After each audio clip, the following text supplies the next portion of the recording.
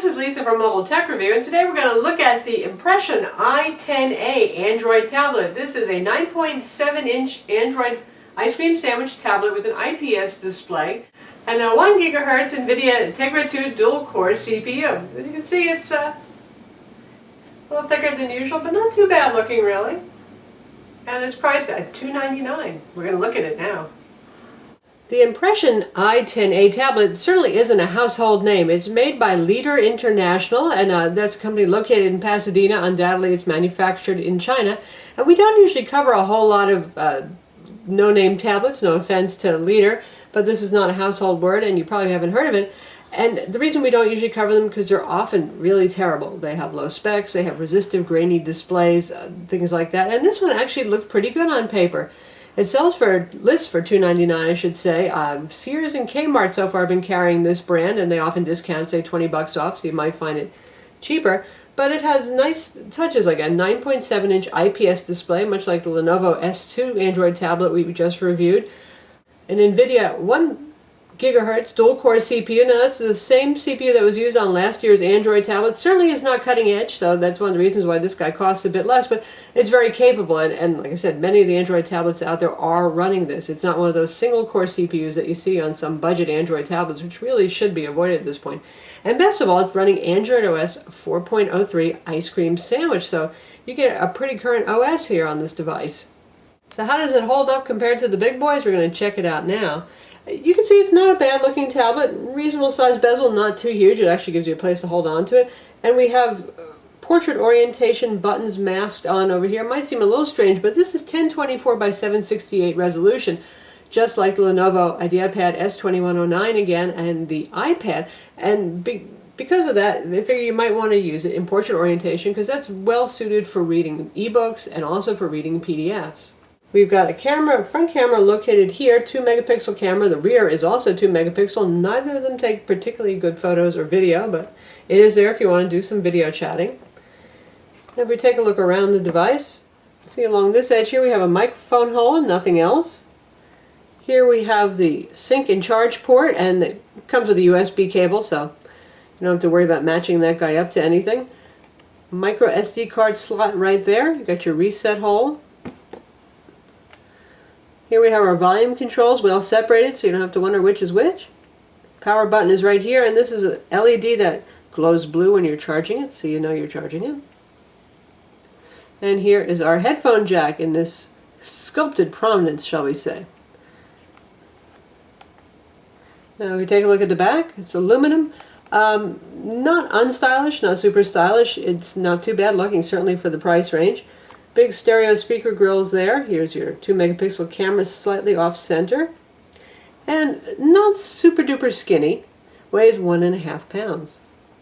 Now we're comparing it to the Lenovo S2109. That's Lenovo's second generation 9.7-inch Android tablet. Again, same resolution. You can see it is thinner. It's also several ounces lighter. And from their front profiles, you can see not too different. The Lenovo certainly has a little bit more style, more rounded corners, more beveling, the kind of things that say I'm a somewhat more expensive device, and the front footprint is just a little bit smaller. Lenovo sells for $399, so it's going to cost you $100 more. Comes in a fairly large box, which you can see right here, so this is what the package looks like if you buy it. And you get the tablet, you get the charger, you get the USB cable, and you get a kind of nice flip case that we'll show you now. So here's the flip case that it comes with. Fake leather. Feels kind of nice though, sort of a soft touch finish.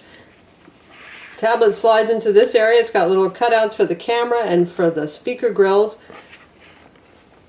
Portfolio stand style thing. And the tablet slips in from the end over here. So not a bad value added. You don't have to run out and buy a case, and this one is a custom fit, and it's pretty well made. So certainly the best thing about the tablet is the IPS display. As you can see, it's colorful, it's sharp, it's nice for reading books, and very wide viewing angles because it's IPS. So you have pretty much 178-degree viewing angles side to side on that. In terms of applications, when you first boot up the tablet, you don't see very much. They have Adobe Flash Player preloaded on that, which is good because guess what? There's no Google Market on here. This is not one of the official Google sanctioned devices, so no Google Play Store on the device. Happily, Amazon makes life a little bit easier. You can put the Amazon App Store in here, and they have a pretty good selection of apps, but not everything's available. For example, we want to do quadrant benchmarking on this, and that's not available on the Amazon App Store. That makes this a little bit better for those of you who are more geekily inclined and you're good at side-loading APKs, that is applications, that kind of thing, just in case you're not finding what you need on Amazon. They do have GetJar preloaded, but GetJar does not have the world's most awesome selection of applications. Now as we take a look at the applications that are included, several of these are ones that I've downloaded. You get the standard Android web browser, you get Calendar, but no contacts. Isn't that strange?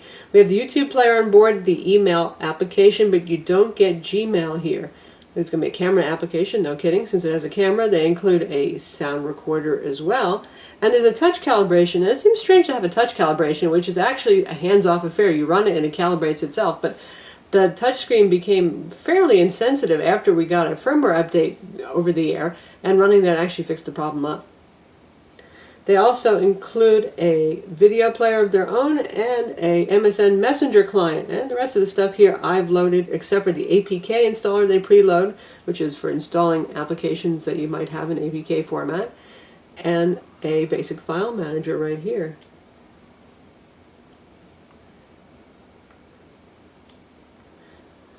There is no Office Suite preloaded, but you can buy one from the Amazon App Store or source one from your favorite place to get apps that's not the Google Play Store. And in terms of widgets and stuff on the desktop, well, it comes pretty much naked, very clean.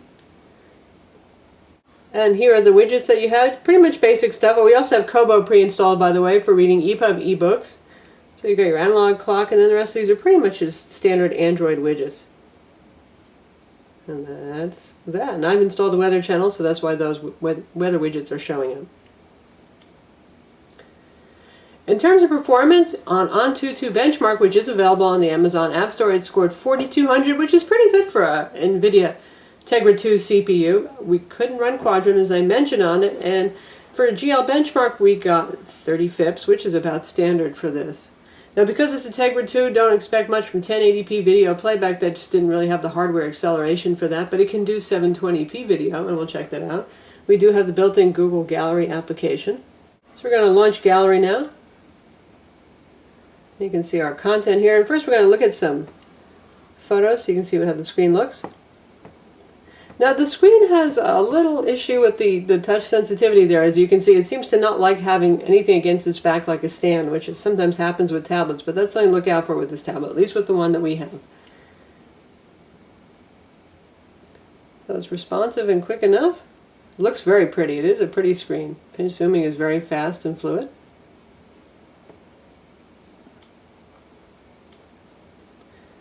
Now I'll check out some videos. This is a 1080p video, which it refuses to play because, well, it doesn't support it. So we're going to check out our 720p Serenity clip.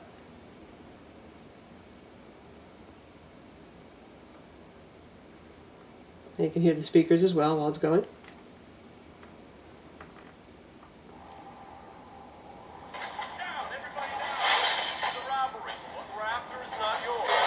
Pretty close to max volume, not bad. Speakers. It is dropping frames, which isn't really something we expect to see with 720p video. That's a little strange. Now we'll try with the included video player to see if things improve. So we're trying to select our moving folder here and saying OK, but it's not finding anything. If we tell it to refresh, this is kind of funny actually. Searching. No. What does that mean? You tell me, I don't know.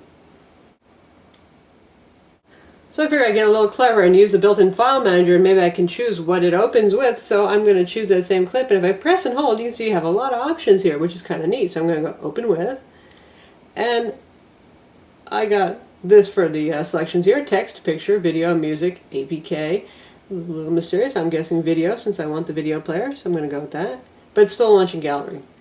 Given the 4:3 aspect ratio of the display and the fact that it's IPS, nice and crisp for reading, we're going to check out Kobo Books, which is bundled on the device. And we've got our Jane Austen novel open here, facing pages obviously.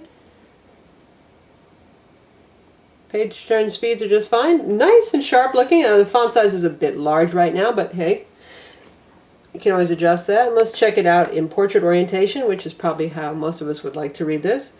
and nice and easy on the eyes.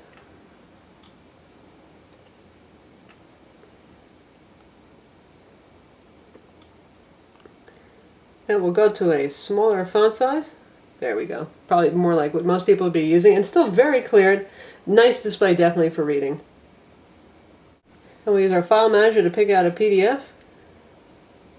And we have Adobe Reader loaded that is available on the Amazon App Store. Looks nice and sharp and clear. Even the tiny text, well, it may be tiny, but it's quite readable. Of course, you can zoom. Takes a second there for it to redraw those fonts, but looking pretty good.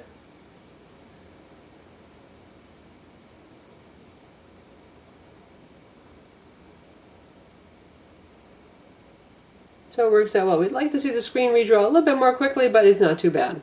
In terms of software and settings, you can see we have fairly standard looking Google menu here. You've got airplane mode access, your Wi-Fi. This is single band Wi-Fi 802.11 BGN. It also has Bluetooth.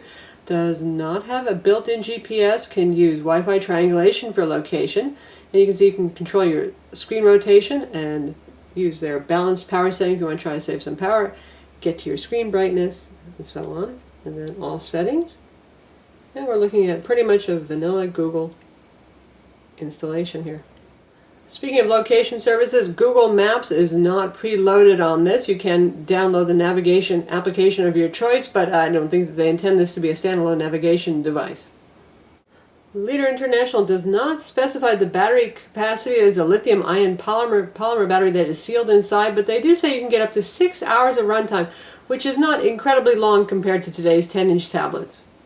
So that's the Leader International Impression i10a tablet. It should appear in Sears and K-mart stores and online shortly. So that's what you get if you go for a lesser named tablet, one you might not have heard of before.